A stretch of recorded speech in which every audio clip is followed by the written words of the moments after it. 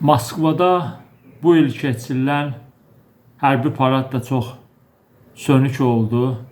Təsəvvür edin, 15 il qabaq, tutaq ki, 15-20 il qabaq Putinin 9 may tədbirinə, parada kimlər gəlirdi? Amerika prezidenti, Almanya kansleri, Fransa prezidenti, yəni Avropa, qərb ölkələrinin lideri tamamı gəlirdi.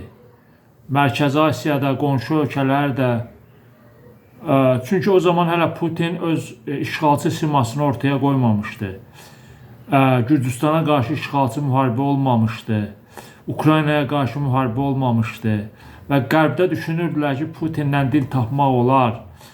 Rusiya əvvəlki siyasətindən imtina edib. Amma bunların heç biri baş vermədi. 2008-də Gürcüstana qarşı işğalçı müharibə, 2014-də Krımın ilhaqı və 2022-də Ukraynanın şərq ərazisinə müdaxilə. Bütün bunların nəticəsində bir çox sivil dövlət Rusiyanın bu siyasətindən imtina etdi. Və indi baxın, indiki 9 may paradını, heç hərbi parad da demək olmaz. Putin işğalçı müharibəyə görə qorxusundan hesab etdi ki, Ukrayna dronları hücum edə bilər. Üstəgəl də hərbi texnika belə deyək, qırmızı meydandan keçsəydi belə, bunun özü də biabırçılıq olacaq. Niyə? Çünki hamı soruşacaqdır ki, bu texnika niyə Ukraynada istifadə olunmur bəs? Ona görə istifadə olunmur ki, həmin texnika yararsızdır Ukrayna döyüşlərində. Ukrayna dronlarla onları məhv edir. Ona görə Putin də yəqin heç olmasa bu məntiqi anladı və hərbi texnikanın keçidindən imtina etdi. Çünki bu saat Putin əliyalın belə hərbçilərini göndərir Ukrayna ilə savaşa. Onlar da bir cəbhə xəttini keçmək istəyərkən dronlarla məhv edilir və müharibə 5-ci ilə keçir və Ukrayna ilə müharibənin müddəti Rusların Böyük Vətən müharibəsi adlandığı 4 ili də keçib. Söhbət 2-ci Dünya müharibəsindən getmir.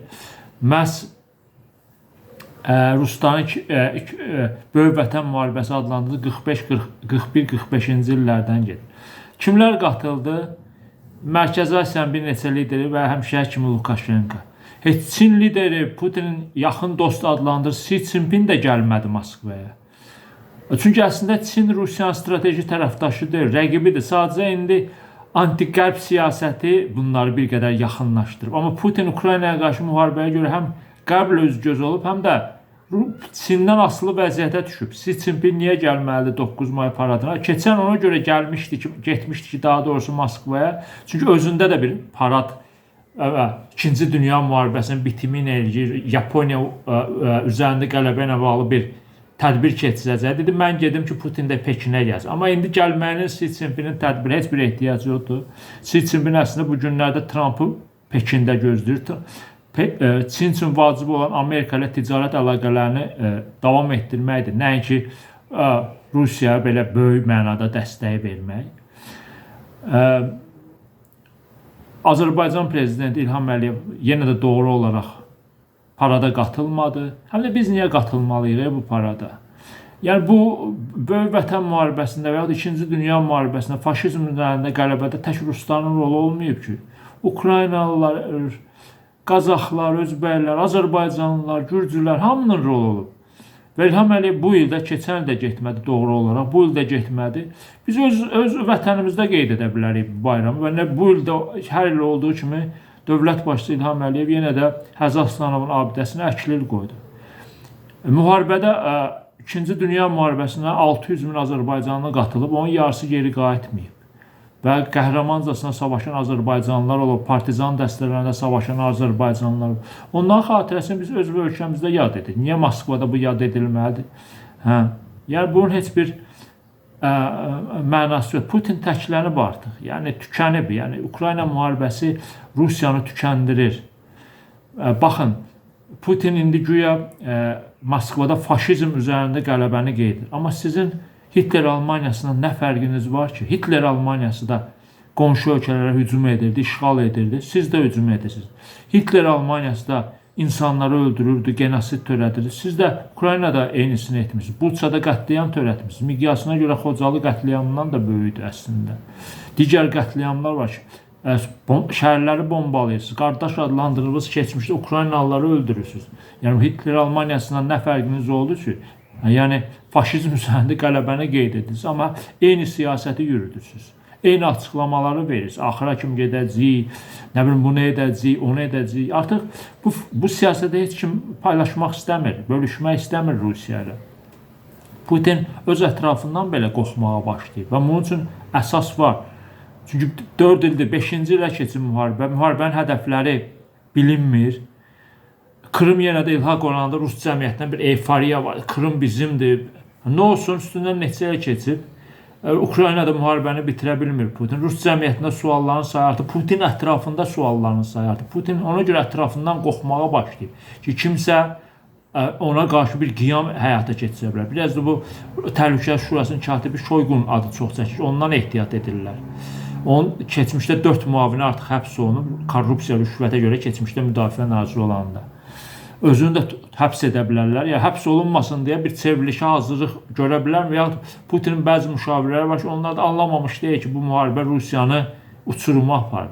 Putin də bunu anladığına görə ətrafından qorxmağa başlayıb. Bunu Qərb mətbuatı da geniş şəkildə şərh edir, məqalələr yayınlayır. Putin Ukrayna müharibəsindən çıxa bilmir. Çünki bu gün çıxsa, cəmiyyətinə izah etməlidir ki, onda 4 il bu müharibəni niyə aparırdı? Niyə 100 minlərlə Rusiyalı gənci ölümə göndərdi? Niyə iki qardaş dövləti düşmən elədi? Niyə Çindən asılı vəziyyətə düşdü? Niyə iqtisadiyyat dağılır? Niyə inflyasiya dərinləşir? Bütün bunlar gələcəkdə Rusiyada soruşulacaq. Putindən sonraki dövrdə əlbəttə ki. Rusiyanın mərkəzdən qaçma meylləri də gözləyə bilər. Yəni bunu əslində çox dövlət istəmir ki, Rusiya çox böyük dövlətdir, dağılsa müəyyən problemlər yaşanır. Amma Putin bu siyasəti məhz ona aparır. Ona görə bu 9 may bu paradın heç bir əhəmiyyəti yoxdur. Bu 1-2 gün sevinəcəklər. Sabahsı yaddan çıxacaq, Rus vətəndaşı gedəcək dükana nəsə almağa, görəcək ala bilmir, pulu çatmır, pensiyası çatmır, maaşı çatmır, işsizlik ordusu yaranır. Cinayətlər də artacaq. Nəyə görə? Çünki bu Ukraynaya ki, muzluları göndərib döyüşə, müharibə bitəndən sonra onlar iş verməz. İş verə bilməsən onlar nə ilə məşğul olacaq? Onlar adam öldürməklə artıq peşəkarlaşıblar. Gəlib öz şəhərlərində bu nələr törədə bilərlər. Bunun haqqında da inanmıram ki, Putin indi düşünsün, amma belə təhlükələr də əslində Rusiyanın gözü. Ona görə bu 9 may paradını yenə də təşkil edəm. Hansı əhəmiyyəti var? Xala xətrin xoş olsun, Putin bu tədbiri keçir. Biraz da çıxışında güya Hitler Almaniyasını indiki Ukrayna ilə bənzədib. Amma əksinə bənzədiləsi ölkə varsa elə bu Rusiyadır. Rusiya işğalçı müharibələri aparır. Rusiya Gürcüstan ərazisini işğal edib. Rusiya indi Ukraynanın ərazisini işğal edib. Putin 4 ildir Donbasın tamamını işğal edə bilmir. Ona görə müharibəni də bitirə bilmir. Donbasın tamamını işğal etsə, hansısa yolla müharibəni bitmiş hesab edə bilər. Amma 75%-ni işğal etsə belə, 25%-ni işğal edə bilmir. Onu da saxta referendum yolu ilə əslində Rusiya ərazilərinə qatıb. Zaporojyenin yarısı da olsa Ukraynanın ərazisində, onu da qatıblar Rusiya. Yəni, öz nəzarətində olmayan əraziləri qatıb Rusiyaya. Donbasın tamamını da indi işğal edənmir. Ukraynada müqavimət gücünü artırır. Ukrayna dron istehsalında dünya liderləri arasındadır. Azərbaycanla da strateji tərəfdaşlığı var. Qısa müddətdə Azərbaycana səfər etdi. Daha sonra İlham Əliyevə zəng etdi. Azərbaycan müstəqil siyasət yürüdür. İstənilən dövlətlə iqtisadi və hərbi əməkdaşlığı dərinləşdirmək hüququna malikdir. Məncə artıq Rusiyada da bunu anlayırlar. Müəyyən anti-Azərbaycan qüvvələr olsa da. Onları daha çox yandıran Ermənistanın Rusiyadan uzaqlaşmasıdır ki, Ermənistan baş naziri Nikol Paşinyan Rusiyadakı parada qatılmadı. Keçən il qatılmışdı ama. Bu il qatılmadı. O da bununla mesaj verir ki, Ermənistan da Rusiyadan uzaqlaşması. İndi baxacağıq görək Ermənistanda parlament seçkiləri necə keçəcək, amma Paşinyan qələbə çalma ehtimalı çoxdur. Yəni heç bir dövlət Rusiyanın yan dayanmaq istəmir. Hətta o bu gün parada qatılan bir neçə Mərkəzi Asiya lideri və Belarus prezidenti Putini belə deyək də, dəstəkləmək üçün əslində o parada qatılmırlar. Putindən biraz ehtiyat etdikləri üçün qatılırlar. Onlar da Ukraynanın işğalçı müharibəni əslində bəyənmirlər. Sadəcə Rusiyadan ehtiyat edirlər ki, Rusiya onlara da hücum edə bilər. Amma əslində Rusiya tükənib, Rusiyanın elə bir gücü qalmaz ki, indi Ukraynada müharibə apara-apara Ermənistana hücum eləsin və yaxud Mərkəzi Asiya ölkələrinə hücum eləsin. Yəni, Ukrayna bataqlığının tam içindədir. Belə bir bataqlıqda olan bir ölkəninsə hərbi parad 9 may qeyd etməyə əslində heç bir mənəvi hüququ çatmır.